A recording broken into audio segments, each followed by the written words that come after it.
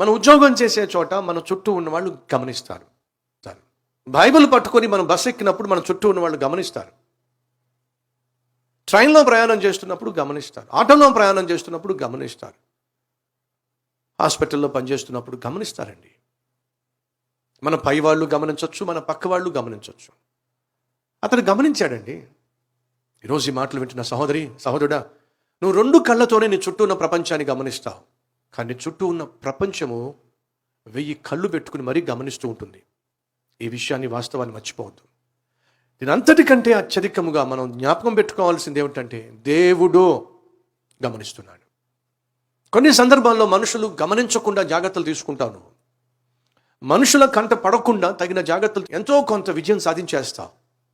కళ్ళు కప్పేశాను, ఎవరికి తెలియకుండా మేనేజ్ చేసేసాను అనే భావన కలిగి ఉంటాం. కానీ దయచేసి గమనించాలి,